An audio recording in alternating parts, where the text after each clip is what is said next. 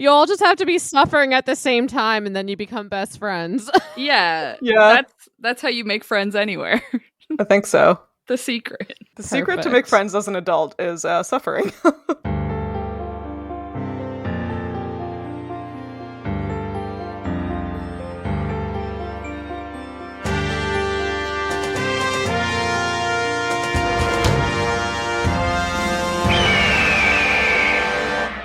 Hello, and welcome to another episode of Midlight Crisis, a real podcast hosted by three grown-up biologists revisiting books from our teens, and it's totally cool.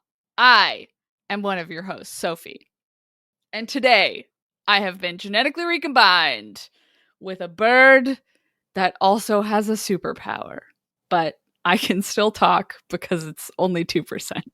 And the bird with a superpower that I have been genetically recombined with today is a very loud tree penguin. How did it get up there? Yeah, you know? A tree penguin. Interesting. Interesting place to find a penguin. Yeah. What would make a Yeah. tree penguin, do you think? What would that look like? Yeah. I mean, first you have to imagine trees in Antarctica. In Antarctica? Yeah. Yeah.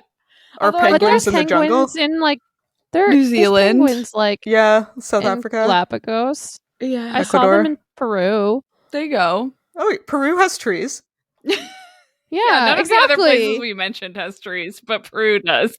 Peru definitely does. I've been thinking about the Bedlam stacks for months, where there are explicitly trees in Peru, is where that connection came from. Oh, that's fair. I haven't finished that one yet. But so anyway, I think I just got lost. And that's why I'm really loud. That's why you're loud. Yeah. I think maybe I'm from the era of when naturalists were sailing around the world in like the 1800s or 1700s. Mhm. And so like a penguin got stuck in a tree when like a bird picked it up and dropped it. Yeah. I say a bird like penguins aren't Yeah. birds. Yeah, you know, Flying a bird. A flying bird. Picked up a penguin and dropped it in a tree, and a naturalist like walked by and was like, yes, a tree penguin. Yeah, makes perfect sense. And then people are like, and now the name's stuck, but they aren't from there. Yeah, it turns out it wasn't actually a penguin and it wasn't actually in a tree, but, you know, it's one of those kinds of names. It definitely was loud though. It was so loud, they misidentified it as a penguin As in a a- tree. Tree penguin. Imagine how loud that would be to make you do that. Wow. Weirdly, it was like a ground eagle, which was also weird. Sort of the opposite thing, actually. Yeah. Anyway, who and what are you guys? My name's Sam, and today I am 2% mixed with a water-bending wing tit. Yeah? The enunciation Yeah. on tit. Was top tier. Perfect. A wing tit. A wing tit. Unlike. Water-bending wing tit. Yeah. Yeah. Yeah. That's great. No notes, honestly. Yeah, no, that's- all of it's good. That sure is what that is. Fantastic. I like that, like, in the UK and maybe Europe, we've been over this before. I don't know the answer still. If tits are just a bird only found in the UK or also in Europe. But I love that in this scenario, someone was like, no, we do have to specify that it's the one with wings. Yeah. We're not just talking about It's not you know. just titties. any tit. Yeah, It's a winged tit. it's a winged. Wow, that's great. And also you waterbend, which is good for a bird that doesn't use the water. Yeah, Yeah. it's important. Yeah. Maybe it should trade with the tree penguin. The tree penguin does That need would help. make the most sense. Yeah. Please. Yeah. Be like, listen, I'll take the tree. You have the water bending. Yeah. We'll all leave Yeah. here happy. Yeah, this will be fine. Yeah. I have no place in that exchange because I am Hannah, and today I am 2% recombined with a traumatized cat oyster catcher. Why is your superpower traumatized? Listen, I was probably Power. That's not. I just wanted to feel represented. Okay. Okay. Yeah. I think it's All a right. superpower that we have to live with our trauma. So, Yeah. like, I mean, maybe That feels- there. Hannah, are you sure you didn't hear that in like one of your workplace wellness sessions Yeah, where it was probably. like, actually, your trauma is a superpower? I like the idea of just kind of smushing the two words together and my superpower being traumatized cat. Oh, And then I'm yeah. also an oyster catcher because I Oyster think that's catcher. funny. That's pretty good. Yeah. I did also like the idea of a cat oyster catcher where you just have two little like ear tufts. Aw. Huh. Aw. We love Or that. I catch cat oysters. Yeah. You know? And that's where you look over at the oysters, they're super big cat oysters. Yeah. Well, it's when you see an oyster and you bend down to touch it and it goes merp, like a cat. Do they do that? You know how when you touch a cat, it goes merp? Yeah. Like You that? know, like, exactly like that? It goes merp? You know, like catbirds? You know, like catbirds? Catbirds? Catbirds. Catbirds. So Yeah. you're like out on the west coast, like, wow, look at this cool tide pool. Oh, look at this oyster. And you bend down to look at the oyster and it goes meow. Okay, I do also like the idea of you're down by a tide pool and you're like, oh wow, an oyster catcher, and then it goes meow. Meow. They're like, yes, it's a cat oyster catcher. Now I Yes, understand. that's how you know. Yeah. So eventually, at some point in the recording, you'll hear Hannah go meow, and that's because she's part cat oyster catcher. Yeah. That's how you know, by the call. Yeah. Yep. It was so important. Okay, great. Now that we've gotten that out of the way, the reason, of course, that we have been genetically recombined with birds is so that we could be just like all of our heroes.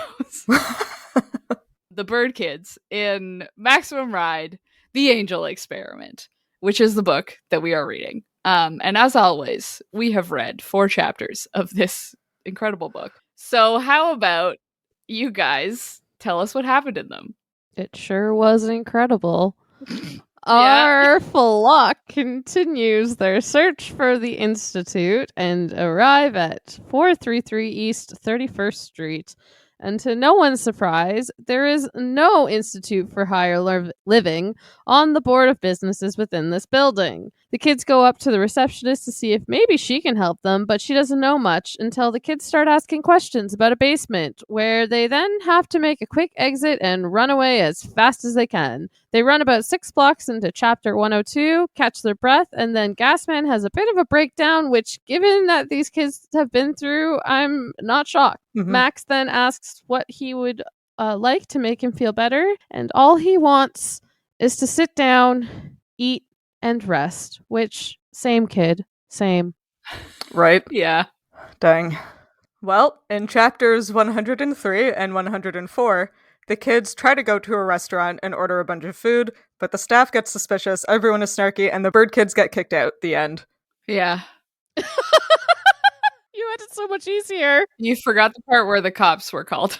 Oh yeah, the cops show up for some reason. Also, for some reason, the cops show up in the Institute building for some reason. Guys, I'm so bored. Like, yeah. it really is. Like, this book really emphasizes how much you're not supposed to read books like this. But I think for the last, 30 chapters and probably the next 20, we were not supposed to read them. Like, we were supposed to skim them at most. Yeah. Because nothing is happening. Nothing at important all is happening. I don't know what is the purpose of these chapters. Literally nothing. Me neither. Besides them, I don't what is the point? They go to this building, they run away, they go get food. These kids have had a hard enough time. Why are we just continuing to read all of these random, terrible things that keep happening to them? Let them order a shit ton of food at a restaurant. There's no plot. There's no plot. Because I feel like I don't remember what happens when they get to wherever they're going. I think they get to the Institute at some point. But I'm pretty sure when they're at the Institute, that is the darkest hour, that's when everything comes crashing down and everything goes wrong, and then they have their successful win at the end. But I'm I think before the downfall, you're supposed to have success also there, Yeah. This part, I feel like in the way you tell a story, they're supposed to be having a good time in New York City. Yeah. It's wow, nobody thinks we're a freak here. They should be able to order whatever they want because people in New York don't care. Yeah. Yeah, like, all of the adults are extra suspicious for, like, not a particularly good reason. Like, I can understand in the second set of chapters, when they're at the restaurant, the manager coming up and being like, "Hey, you ordered way more food than we think you can pay for." But I don't really know why they're getting kicked out for that.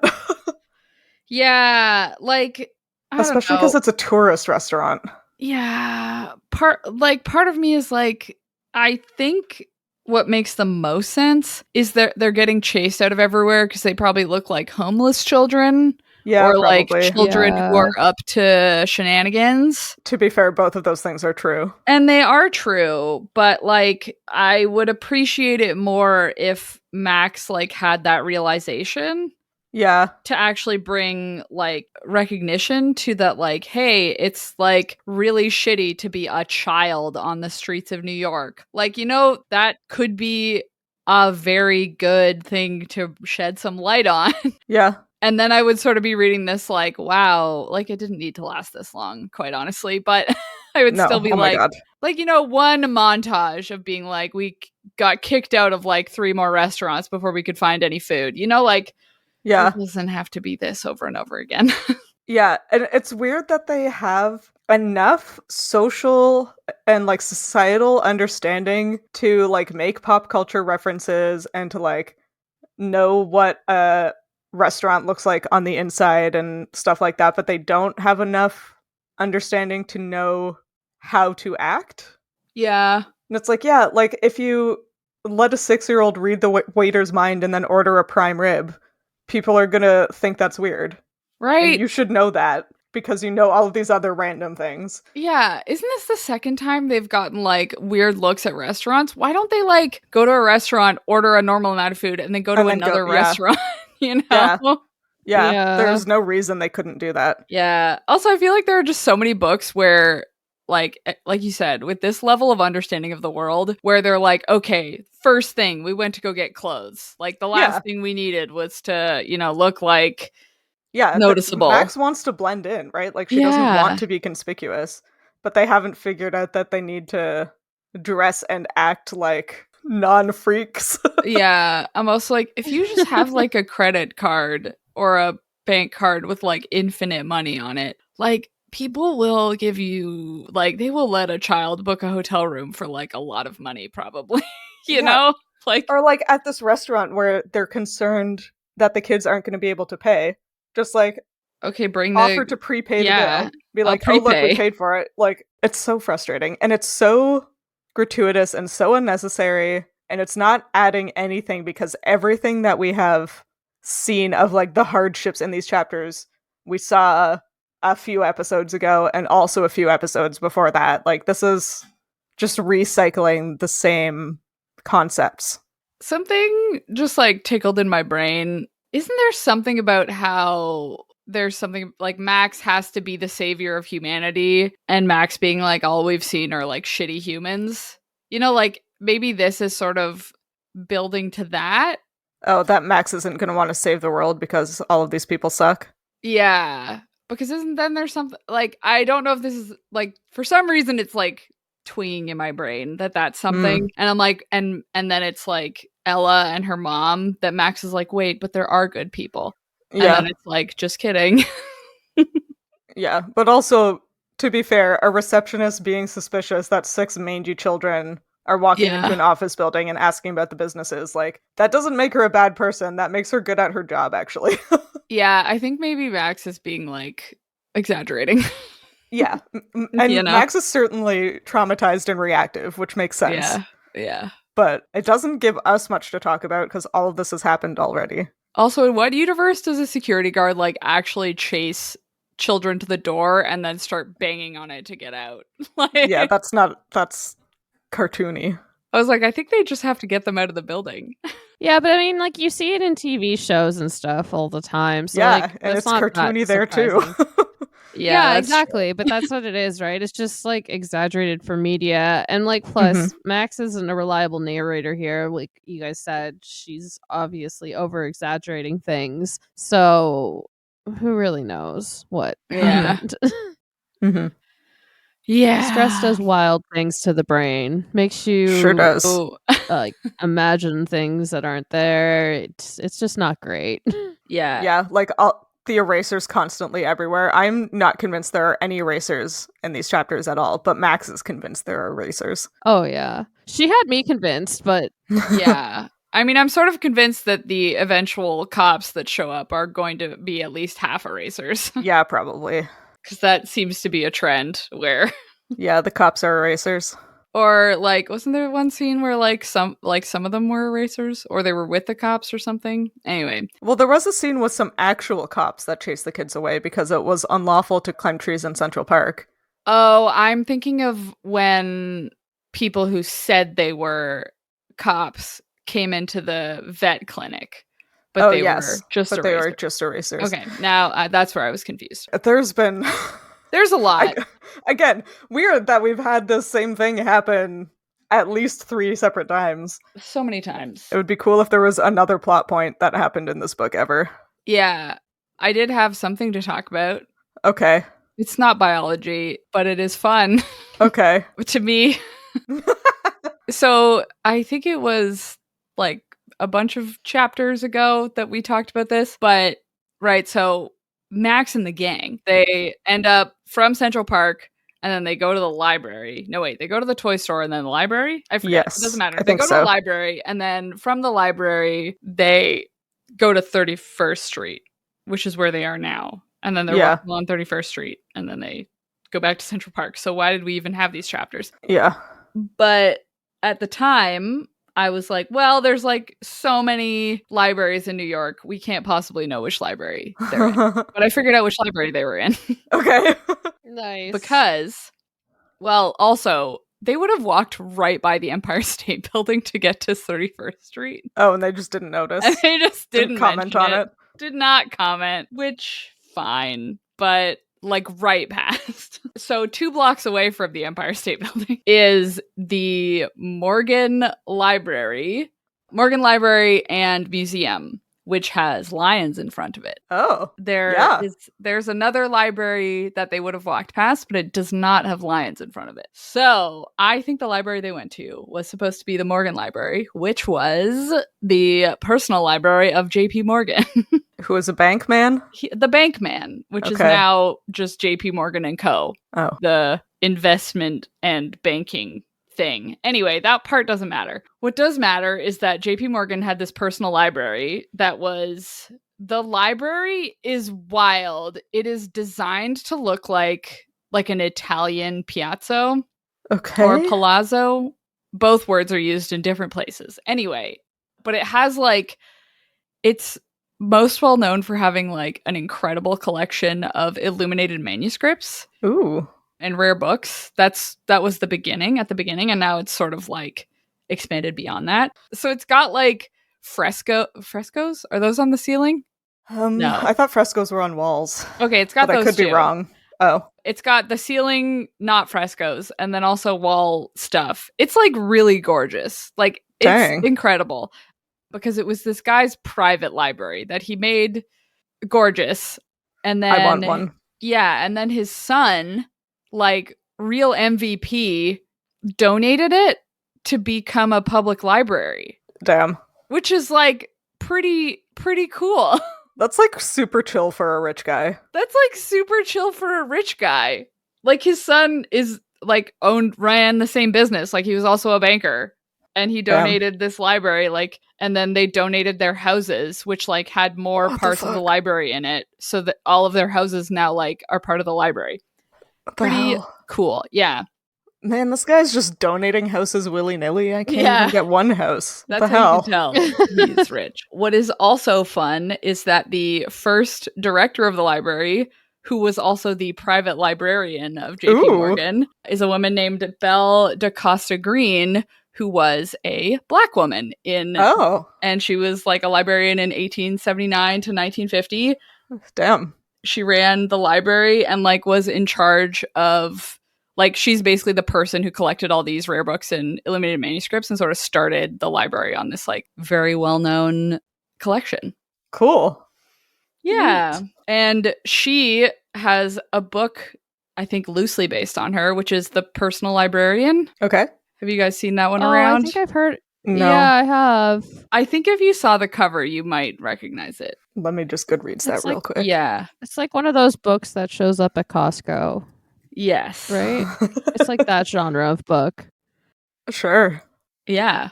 I still don't recognize it, but I believe you. Okay, I think I must have just seen it at Costco a lot. Yeah, I don't go there. I say that to mean Costco usually gets like the popular literary fiction books that are like yeah. Like, I don't know how to describe it. It like Lessons in Chemistry was one of them. I was gonna say, yeah, it has readers also enjoyed Lessons in Chemistry, Remarkably Bright Creatures. Yeah, like those kinds of books. Like those are the kind of book Mad Costco Honey. usually has because that they're likely to helps. sell. Mhm. So Costco will stock them in bulk. But that's anyways. Huh. The summary of her on Wikipedia is kind of wild because like after her mom and her dad like separated, her sisters and her mom were like white passing more or less. Oh yeah. They like changed their names, they like lied about their ages and where they were from. Like there's so much like misinformation that she herself like gave about her life and her family that it's just sort of, it seems like it has been a lot of putting together of her actual history to learn more about her. But JP Morgan left her $1.5 million in his will in 2023 dollars. It was $50,000 at the time. Nice. Oh wow. Yeah, my favorite part of this Wikipedia page is it was like after this part where he left her money, it was like asked if she was Morgan's mistress. Green is said to have replied, "We tried." What does that mean? What does that mean? Huh. So anyway, that's just a fun fact about this very beautiful library that Max mentioned nothing about. Yeah, the inside of. So I'm wondering, there's like an annex that was built to this library, which I don't think is like as architecturally interesting. So I'm wondering if they just like went straight through to the annex in this scenario. Probably. I feel like the things that Max decides to mention and the things that she doesn't mention, little weird. Yeah, I looked up this library and the first picture of it was like some of the indoor like art and stuff. And so I was like, is this like a church library? Oh, dang. I don't want to talk about churches again. So this worked out well. Huh. Anyway, I didn't really have anything else to add, but I just wanted to talk about that cool library. That is cool. I love libraries.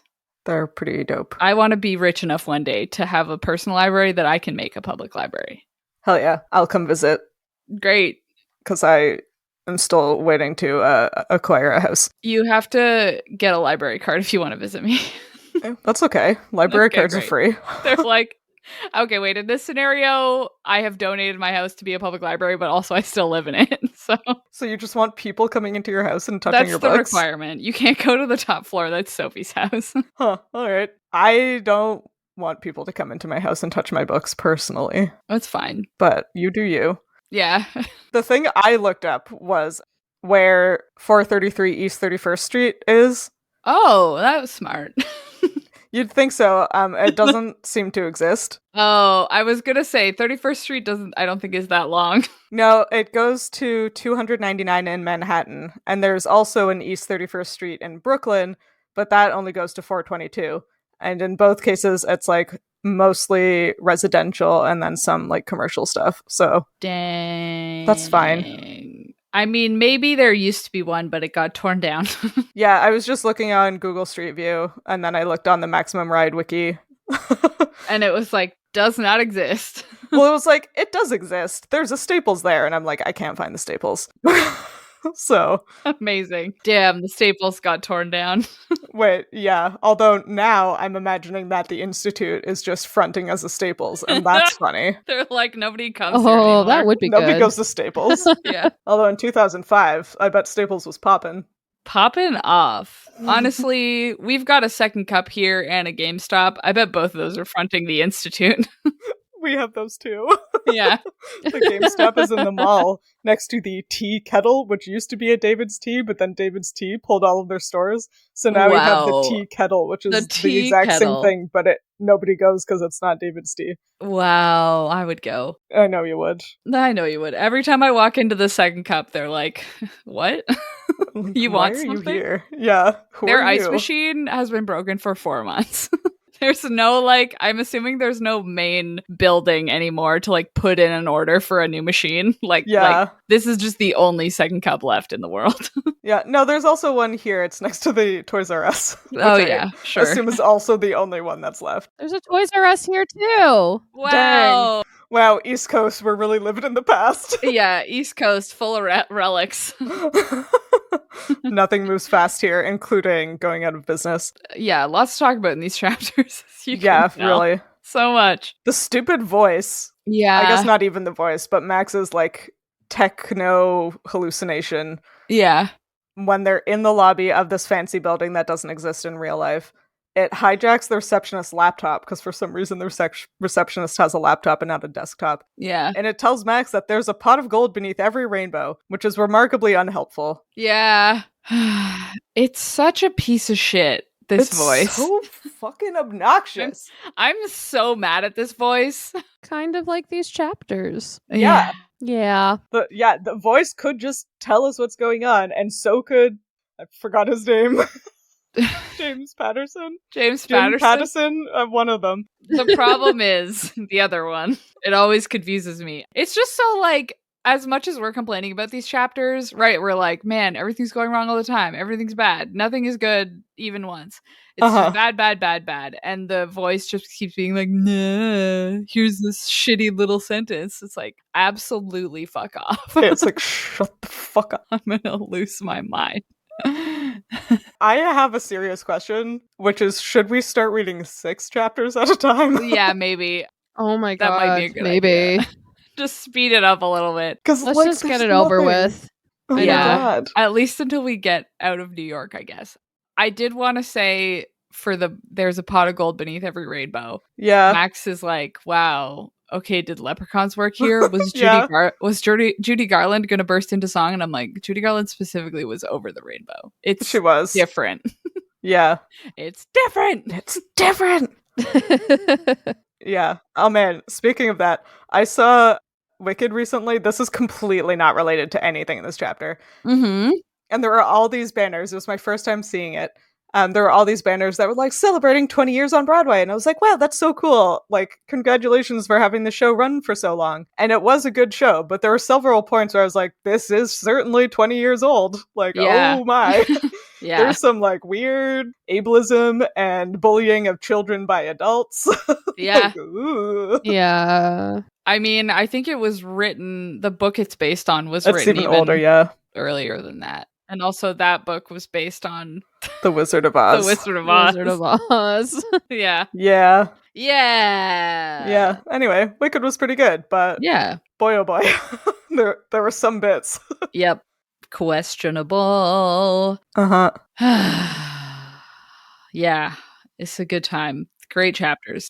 Good stuff. Are you gonna like regale us with the history of leprechauns or something? No, that was all I had to say. Okay. That was it. Thank you. Thank you for your assumptions, but no. I was like, Sophie might do something with this. I cannot muster up enough interest. No, I stay 1 million miles away from talking about what might just be weird representations of little people. I don't want to talk about that. That's fair. Yeah. Yeah, that's fair. Yeah. Why do people gotta be like that? Why do they gotta? The people making weird representations is what I meant. Mm-hmm. Well, Gasman is sad because he's hungry and his feet hurt, which is the most relatable thing that's happened in this book. He just, like, has a tantrum because he's hungry. And, like, same, my dude. Same so much. It's so demoralizing when, like, you read this about, like, what, he's 8? Yeah. Yes. Like, you read, like, wow, yeah, an 8-year-old who's hungry and his feet hurt. And so he has, like, a breakdown. And, like, 3 weeks ago, as a 32-year-old, I was like cranky and losing my patience with somebody, and then I had food and was like, oh, I feel better now. Yep. And it's like, oh, like literally we're all just 8-year-olds. Yeah. Yeah. Truly, that Snickers commercial has always been correct. Yeah. Snickers? I was like hangry Kit at the Kat? airport a couple weeks ago, and then I ate a breakfast sandwich from Tim Hortons, and it was like, wow, I feel a lot much better. Yeah. I don't feel like crying in public in the airport anymore because I ate Yeah, it turns out. a round egg on an English muffin. It just fixed things briefly. Imagine our like hunter-gatherer ancestors. They're just Oh my like, God. They would look at us and be like, what the hell? Do you think they got hangry, or is I bet they like did get hanger hangry. A recent evolutionary They're like sitting thing? on the savannah with their spears, just like sobbing angrily. Yeah. And then one of the other ones is like, I brought you this half-digested gazelle carcass. And they're like, thanks. And then they're like, I'm fine now. We can go home. Yeah, you know when you are just like so overwhelmed for like no good reason that you're just carrying on whatever you have to do whilst crying? Mm-hmm. I'm imagining the like early humans who were persistent hunters and would just follow something around for a while until it died. I'm imagining them all just like angrily like sniffling as they follow around this fucking antelope for the third day in a goddamn row. This thing won't die already. Oh my God. That would have been me, just like absolutely seething, like crying for no reason just because I'm so mad, following around a bag of all dressed chips that I can't reach. Yeah. Yeah. I'm not meant for us. You would have been naturally selected against. Absolutely. Man, I had glasses and anxiety. Like, I would not have survived. Well, I guess I would have survived, like, scorpions and stuff. Just specifically scorpions. Why scorpions? Because they have to get up close before they can hurt you so you can see them. I thought you meant because of the anxiety. Yeah, that's like, also I would be what really I thought. anxious, so I'd be looking for threats, but because I was nearsighted, I wouldn't be able to see, like, a lion, but I would see a scorpion. Right. Oh, I see. You know how at the beginning of the Percy Jackson books, Rick Riordan is like, actually ADHD and dyslexia means you're a demigod. You're like, you need some centaur to come over to you and be like, actually, Yeah. nearsightedness and anxiety is because you're a scorpion killer. That's fine. Scorpions give me the heebie-jeebies, so yeah, there's another point in favor. They're like, you're immune to scorpions. Wow. There you go. Amazing. This is traumatized being a superpower again. Yeah, it is. See, I told you. I knew it. Yeah. You got it. I got it. Okay, Anyway, they go to a restaurant in Central Park called Garden Tavern, and I was like, what's up with that? And there actually is, like, a very well-known historic restaurant in Central Park called Tavern on the Green. So I assume that's what this is based on. Fun. I want to go to a themed tavern. I don't think in real life, like maybe in 2005, it was themed like this restaurant is, because this restaurant has a prism room, a garden room, and a castle room that are all like gaudily themed to adhere to those names. The current version of the restaurant does not seem to have anything like that. It seems like it thinks it's very fancy, but also it has only been owned by its current owners since 2014. So maybe in 2005 it was themed. It did briefly go out of business in 2009, so maybe. I feel like having tacky themed rooms and then going out of business a few years later is like maybe related. Yeah, like I feel like those things connect well. So it's possible that this is an accurate 2005 representation of Tavern on the Green, but we'll never know. I love Ma'am. I said man, but man, I love things that are like campy and themed, and Me too. I just think it's so sad that things aren't more themed. Yeah, I think it's fun. Yeah. I think it does make me a little embarrassed, I'm not gonna lie. Like if I went to this restaurant that the kids are in, and I got to the prism room, which was dripping with crystals, chandeliers, candelabras, faceted windows, I would probably love it, but also be like embarrassed enough that I couldn't fully enjoy it. Oh, see, I would only be embarrassed if, like, I went to the castle room and the people were like, "Ye, hear ye." So, like, if you went to medieval times. Yeah, if I went to medieval That's times, what I I was would gonna say. That's medieval die. times. I want to go to medieval times. Well, medieval times is like I think I could have. Well, no, if someone interacted with me, I'd die. But that's true of anything. Yeah, that's not exclusive to medieval times. When I went to Epcot last year when ye. this comes out, last year, and we were trying to figure out where to eat dinner, and the place that had like the most available seating and surprisingly the cheapest dinner was the castle with the princess dinners. Oh, so okay. all of the like actors who play the princesses walking around Disney like are there for dinner and like mingle with the 6-year-olds, I guess. No, and thank so you. I was like, at first I was like, oh my god, hell yeah, I want to go. And then I was like, oh, they mingle? No. I Absolutely would see them ignoring me just like on the other end of the room. Yeah, if they were like performing over there. Yeah. If I could just observe them. Yeah. I don't want to be part of it. Yeah, that was like, I got a question or submitted a question to my brother and me a few years ago that they answered on the podcast, which I was delighted about. But it was because I entered a contest for Formula One that was like, you can win a team cap. And I was like, oh my god, I really want a team cap. And they're like, or a grand prize, you get a video call with the driver. And I was like, I will do anything to not win that prize. Yeah. But I really want a free hat. So I was like, what? What happens if I enter this contest and I win the grand prize that everybody except me wants? And I would absolutely die if I had to interact on Zoom with a race car driver who's like a uber wealthy 23-year-old man. Yeah. Like, the fuck are we gonna talk about? Nothing. You're like, so cars. So cars, right? I'm scared of driving. Can you give me any tips? No, it's exactly the correct scenario. Yeah.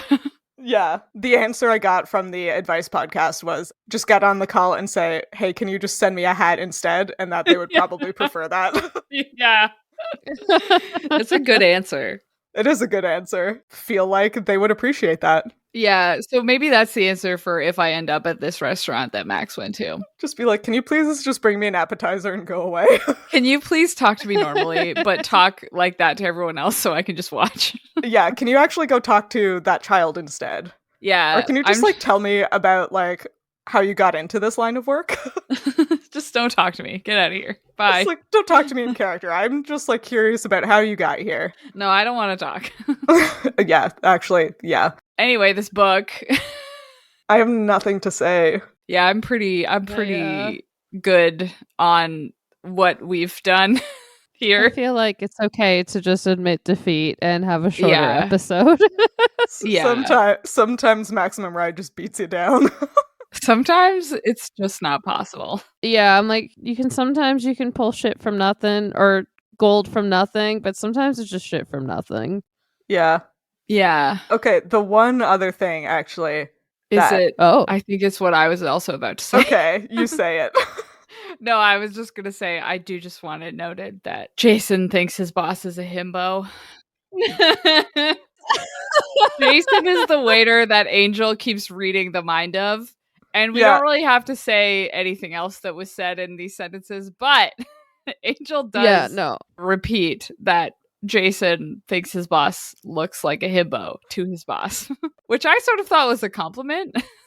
I forgot that himbo existed prior to like 2020, to be honest. Yeah. Me too. So I was like, whoa, what? I thought it was more recent slang. I didn't realize I wasn't saying that in high school or middle school. I don't think. I do think that when bimbo was a thing, himbo also was a thing, but both were not like complimentary. Right. These days, himbo is pretty complimentary, I think. Yeah. It's like it's still a little thing, right? Yeah, it's still a little insulting, I guess. But but I feel like it's like calling your friend a nerd, right? Or it's like it's like it's affectionate, you know? Yeah, I feel like people self-identify as himbo these days. Yeah, which is great. But that's funny, and also I don't think the manager is a himbo because he's being an asshole. He doesn't seem very much like what I would consider a himbo. I guess that's because the recent definition of himbo includes nice. Mm. And I don't know that it has always included, like, being very kind. Yeah. Or is it a case true. of James Patterson just, like, not understanding the lingo? Not getting slang. You know how boomers? Boomers? Yeah. Is he a boomer if he was born in the 40s? He'd have to be. Oh. Is he before boomer? Yeah, what's pre-boomer? Isn't that the silent generation? The greatest generation? I think they're like... Are they the great ones? Like that doesn't seem right. Yeah, I mean, people still have grandparents who are alive. That's fair. I don't. Me neither. Some people surely. Okay, I did look it up. James Patterson is 1 year into being when boomers were existed. So yeah. Regardless, he's an old dude. I would simply expire if I met a man who was 90 and he called somebody a himbo. But that's honestly my ageism showing, I think, more than anything else. Yeah, I mean, James Patterson is 76, and I think I also would be weirded out if he said himbo to me. Again, I would not want to talk to James Patterson. I would be like, listen, can you just give me a book as my prize and go on? We can all go away from here. Yeah. Yeah. Yeah. Anyway. I do want to ask him if he knows what 69 means. Anyway, but... That was a concern in our last episode. 69 has been around for a while. I think that's a pretty long-lasting one. Yeah. Let me just look at the Wikipedia page for 69 real quick. Yeah, that'll be on there, I think. Maybe we can find out when it became 69, disambiguation, sex position. Anyway, I'm going to read what's going to happen next, and you guys have to guess. Okay. Before it has become an internet meme. Wow, you don't say. It doesn't say when that happened, though. Although it is in the Kama Sutra, probably under a different name. Probably. I will just say there are records of men sending letters to their wives that indicate it's been around for a long time. Great. Oh, yeah. Oh, the term has not been traced any earlier than the Whore's Catechism published in the 1790s in France. Wow. Oh, well, before that, Catechism. But they were still doing it before. It's just the term, just the name. Yeah. But the 1790s. Oh my god! I'm gonna be spending the rest of the day looking up the Whore's Catechism. What the hell? What the hell? What the hell? Good. Anyway, there is a diagram. No, okay, we're not describing a diagram. I am going to read the first sentence from the next 4 chapters, and you guys have to guess what's going to happen. Great. Yes, please do. Chapter 105. Oh my god. Remember how the kitchen was going to provide a useful escape route? No. When did that happen? Yeah, I do. Yeah. Was that the McDonald's? No, she was happy that they were like sat at the back of the restaurant by the kitchen because they were obviously put there because they looked like homeless children. But she was like, "Oh, it's fine. It's giving us a good escape route through the kitchen." Mm-hmm. I skipped that line clearly. Clearly. That's fair. I don't know why you would. I'm glad you read it, Sam. But yeah, I take it that they're going to escape from the cops through the kitchen. And honestly, the whole chapter is probably just going to be them going through the kitchen. Well, it does say, out. I feel like the implication of this sentence with a question mark at the end is, remember how the kitchen was going to provide a useful escape route? Maybe it's not. Maybe it's not? Oh, the opposite. Oh, that's sort of what I think. I agree. Sophie spoiled Sam, it. I think. Oh, okay. Yeah, no, that's fine. With the way that like Max is, she's like bringing back what she said. She's like, "Yeah, see, I'm so smart. Look, it's escape route." But I mean, it really could be either thing. It could be either. Wow, 2 possibilities. Wow. Yeah. Imagine. Wow. Who even knows? Okay, chapter 106. To the trees, I told Fang, and he nodded, making a big circle to head north.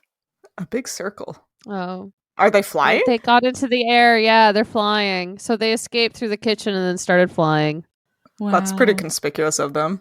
That is. Yeah. It's probably broad daylight, too. Someone probably saw them. Damn. To the trees! Yeah. Trees. To the Yeah. trees! Yeah. Yeah, they've been seen. For sure. Right. I guess Oh. maybe there were erasers. Although I don't know why Angel couldn't have just killed these ones too with her brain. Yeah, honestly. I assumed it was just the cops chasing them this time, though. Right? I don't think erasers are in it yet, as the person who always was guessing erasers. Yeah, I'm surprised at you, Sam. It's been so long since there have been It's erasers. I'm just so bored, guys. That's fair. Yeah. I'm sorry.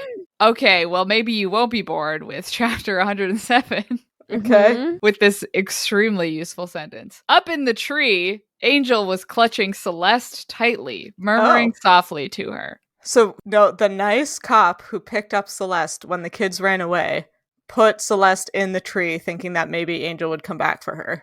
That's what I think. Oh, That's that's sweet. sweet. The one nice adult that they've encountered in New York City, a cop. Yeah. Who It's took a bear true. from a child. Oh. Yeah, who scared them Yeah. so badly that they ran away and Angel left behind her beloved bear and then blew up someone. Look, Yeah. maybe anything's possible. Chapter Yeah. 108. When I blinked awake the next morning, I was Oh. greeted by newspapers and breakfast in bed. Oh, in bed? Uh-huh. But like in a tree. In bed, as in Did the Fang tree. go out for sustenance? That would be pretty funny. Oh my god, what if no wait. The last chapter they were in the trees. What if this chapter, maybe that chapter they spend time and actually go to a real hotel? And maybe they're in an actual hotel. That would That's be very wild. unlikely. But they do have They a do have credit card now. Surely there's like some motel that doesn't care that they're unaccompanied minors. Yeah. They can even lock the door in a motel. I'm gonna say I think they went to a hotel. I dang. don't, but I think it would be nice if that's what happened. That's okay. Yeah, I need some spice in my life. I need some change Oh up my in God. this story, so I'm gonna say they're in a Nothing's hotel. gonna happen. What are we even gonna talk about? Is anybody listening? I need to just preface Hello? that much spice is an excitement, Yeah, not the other kind. not the other Yep. one. Because that Not would the other be one. fucking wild.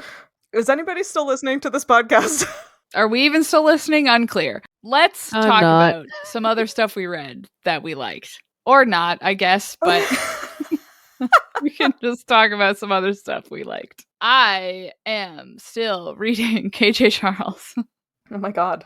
Surely you're No. almost to the end of their bibliography. I say still because I read a bunch more KJ Charles since the last episode. Still having a good time, but then I think I am done KJ Charles now. I think I Whoa. finished. Like, you read all of them? I think there's like 2 I haven't read, but I saw like 1 bad review for each of them, and so of course that means I can't read them anymore. Was one of them the, what's the one? I've read one of their books and I didn't like it at all. I bet one of them is that one.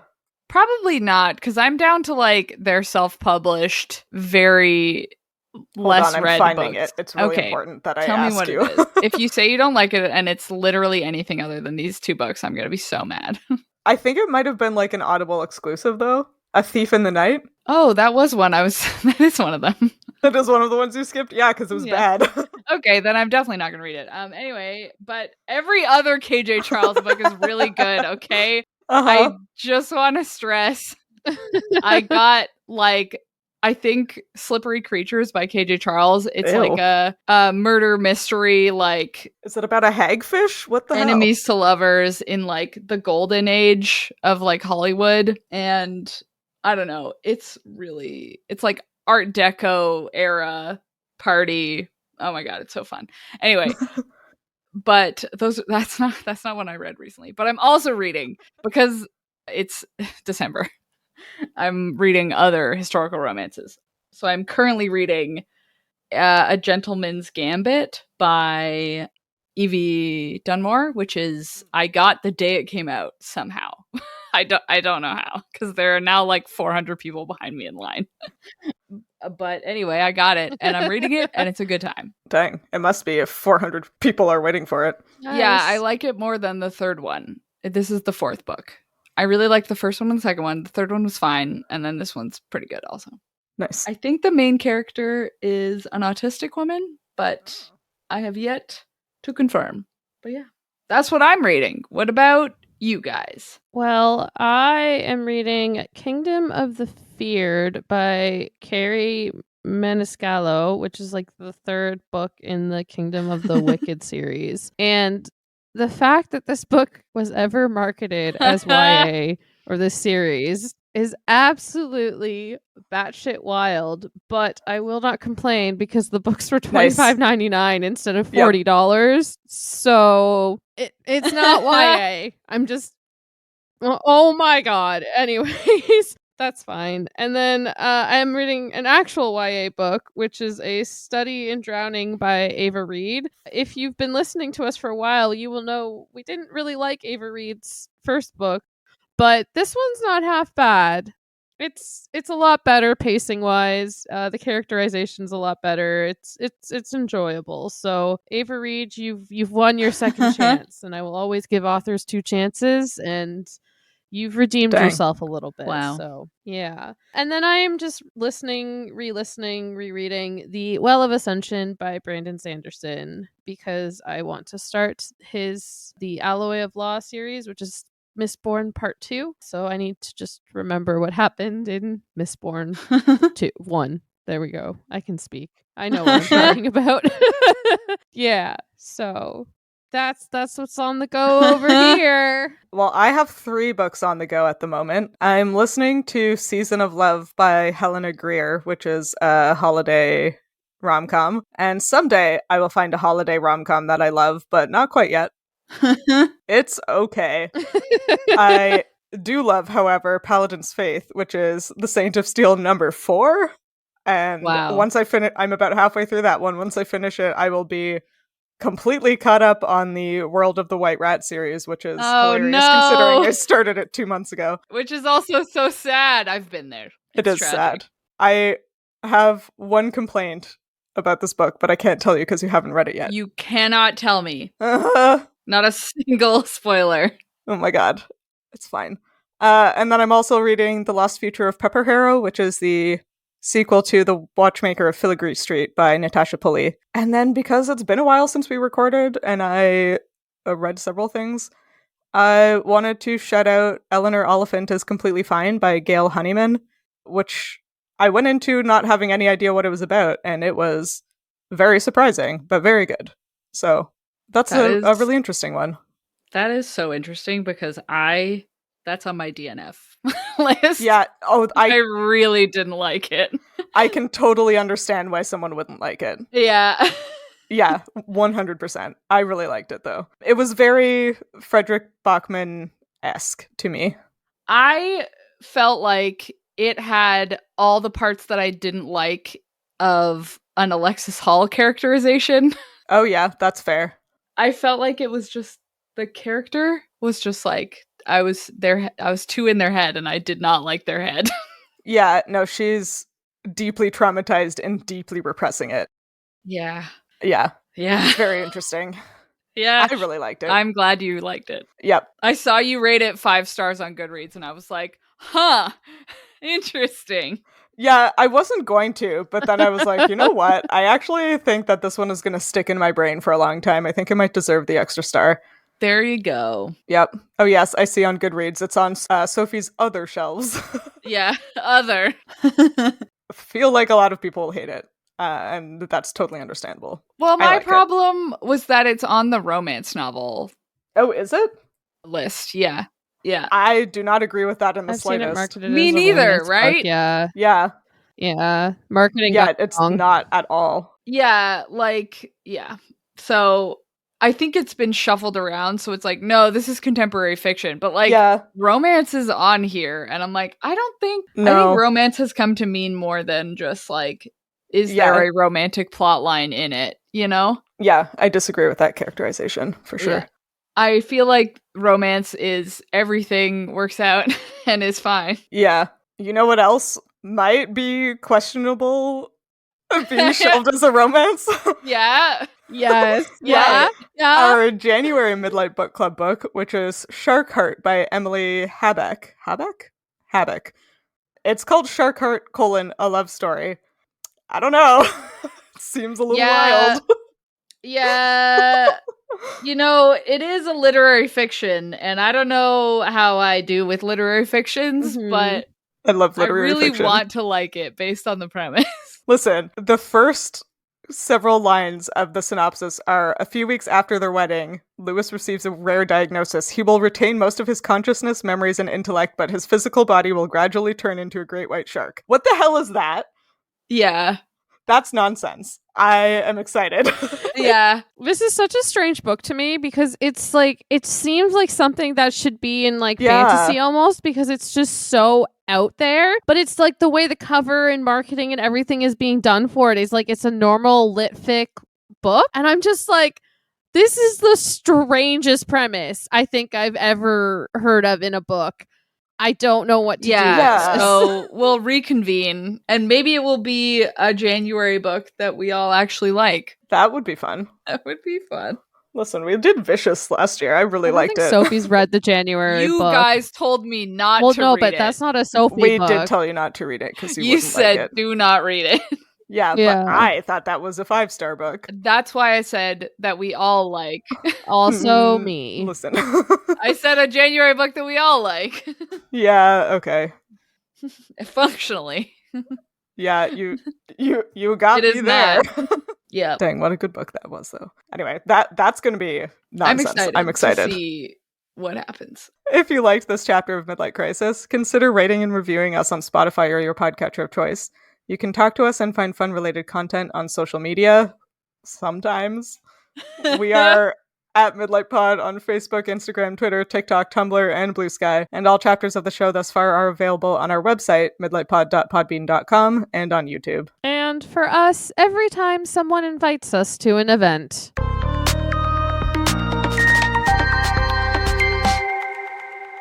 Would have been neat if I didn't hate crowds, sticking out, grown-ups, feeling paranoid, and spending money. Wow. She's just like me. I mean, I do like spending money,